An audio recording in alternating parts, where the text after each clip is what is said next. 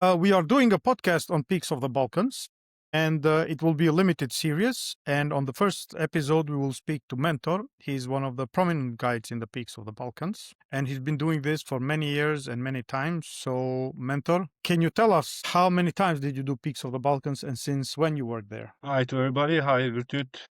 I hope that everybody's doing well. I'm Mentor, as Virtut mentioned. And I'm a certified WIMLA guide, and I have been doing this job 10 years, almost 10 years now. And to be honest, I don't count anymore how many times I have done so far Peaks of the Balkan Trail, but I can give you an approximate number. It's about between 10 and 14 times per year, per season. It means within three and a half months. So, probably more than 100 times. Yeah, definitely yes. During this time, I want to tell to the people who want to take the decision whether they should hike this trail or should not hike this trail, how difficult it is, and for whom is this trail? Well, it depends, because it depends also on experience, on the fitness level, how much the tourists in this case are active, outdoors active. But in overall, it requires a certain level of fitness. It's not technical. I mean, as far as the technicality concern, it's not technical at all. I'm talking about the summer season and normal circumstances and conditions. I think it's a nice trail for those who have a certain level of fitness preparation and also a little bit of experience.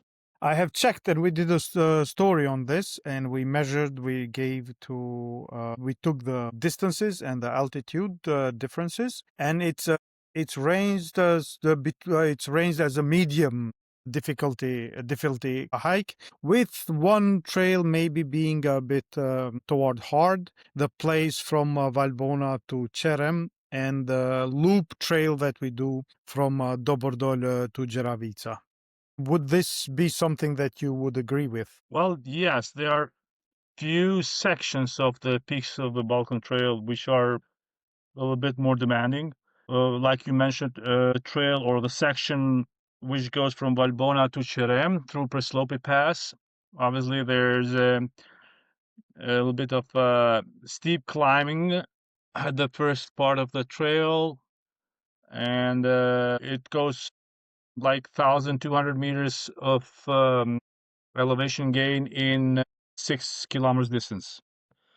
Obviously, we face that track easy and steady, and we need to adapt our speed, pace, based on the conditions of the group and how the group is homogeneous or fast, and there are certain elements that we need to take in consideration.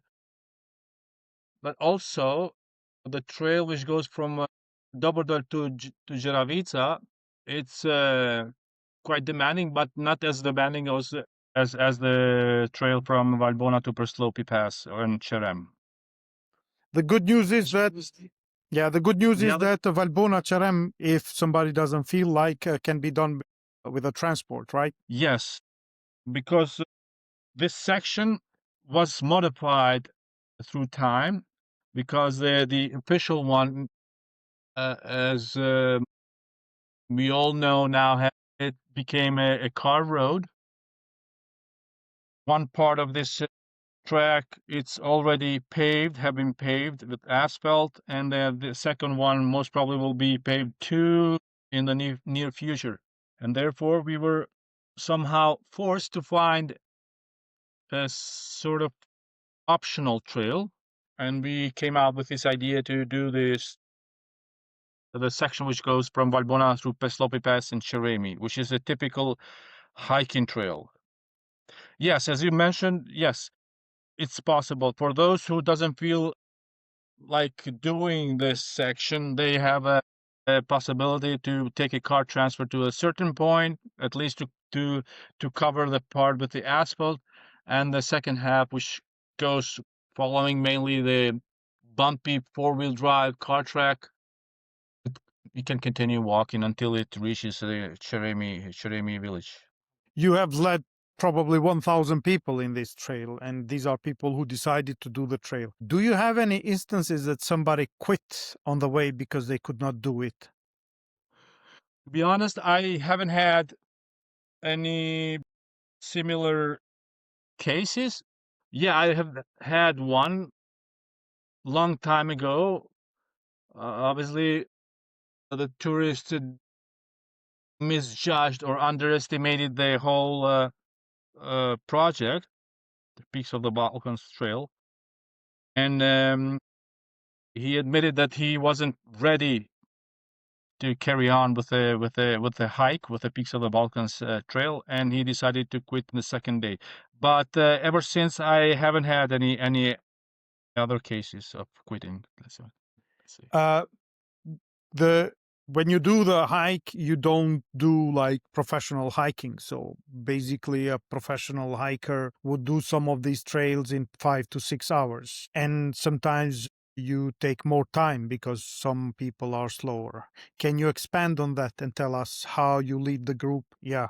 How does this Well, feel for people who may get tired on the way? well, as I mentioned, we need to know how big the group is. If the group is small, let's say 4 to 6 people, it's very easy and manageable. And the first day is sort of a tryout, and we can what kind of level of physical preparations they are, or what kind of fitness level they are, and then we try to adapt our speed or velocity of the pace based on their preparations and physical state.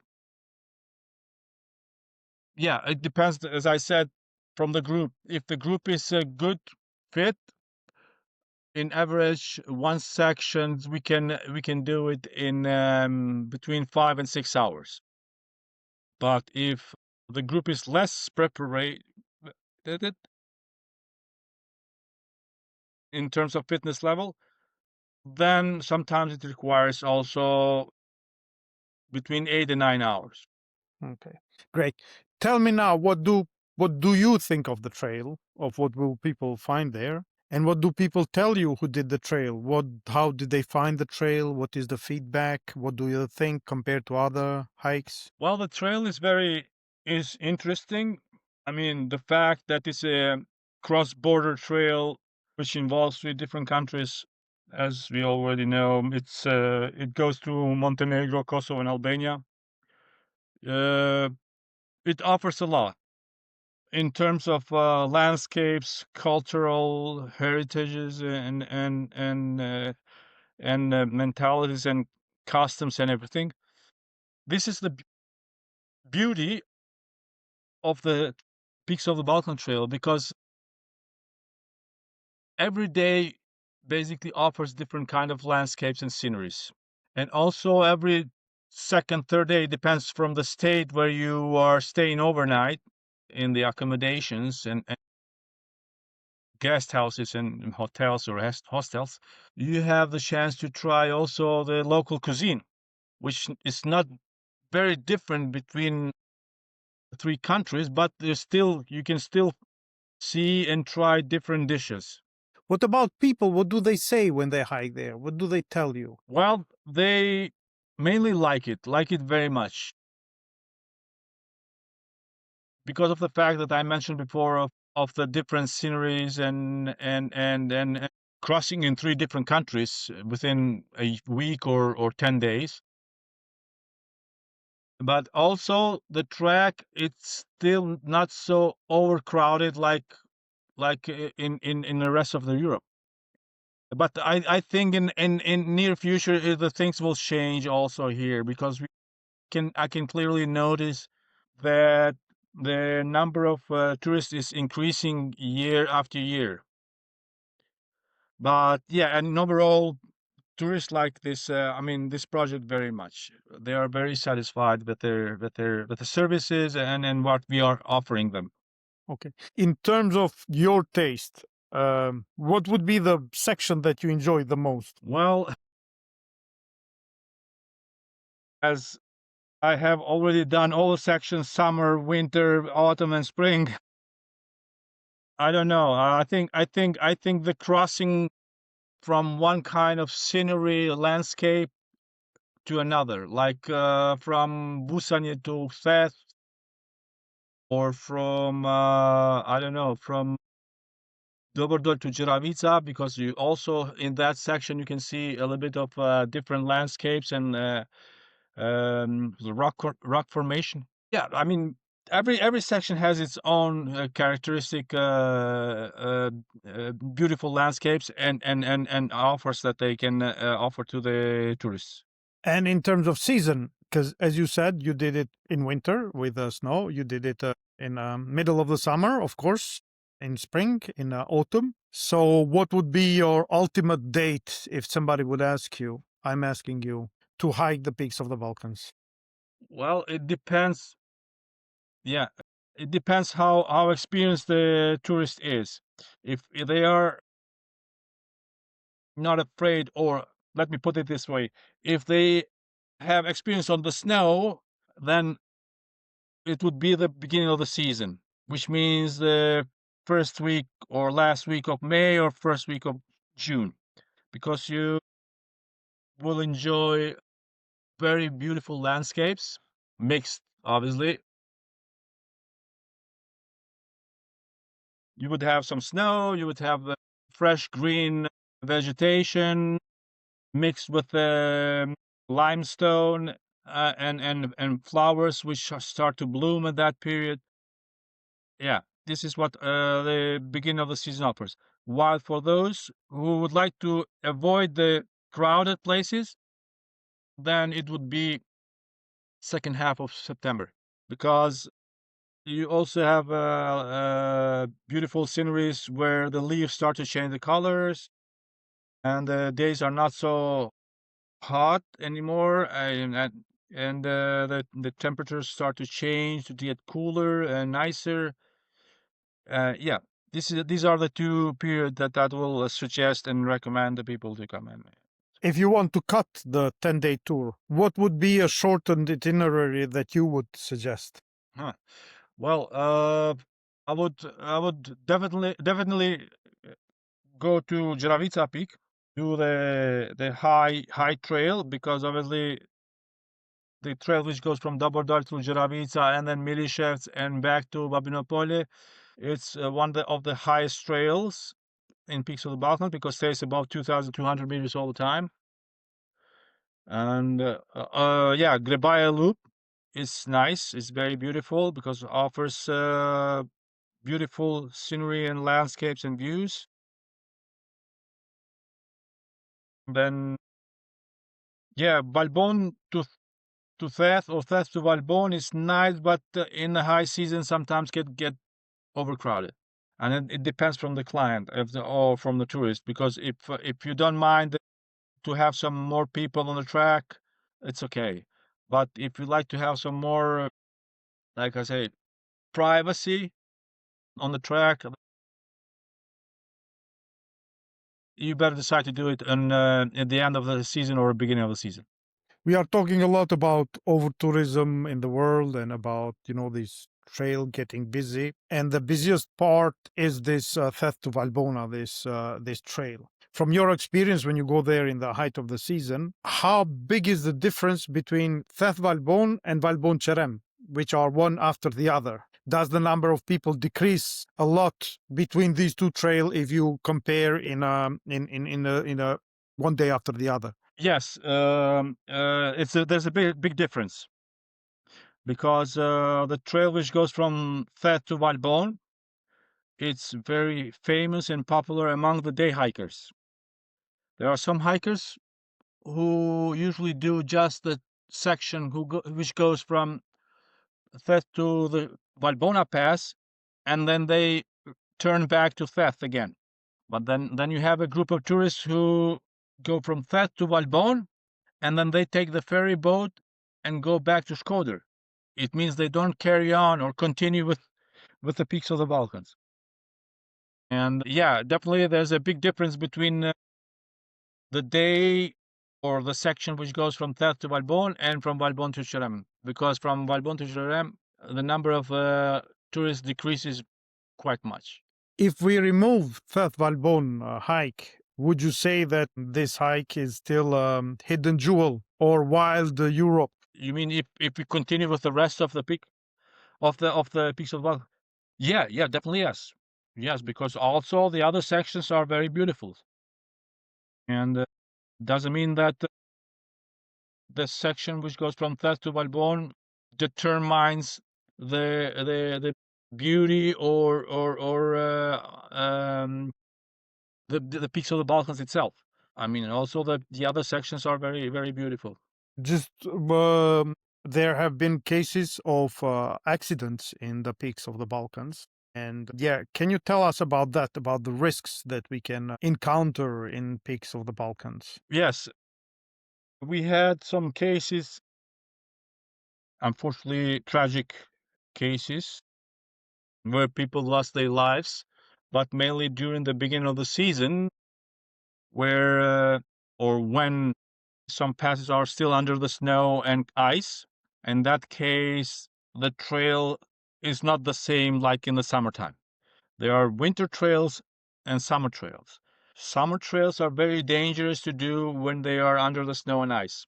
That's why people sometimes, or due to the lack of informations, or self-guided, or I don't know, other reasons, they undertake this journey on their own, following strictly the apps that they have on their phones, and suddenly they find themselves in the trouble.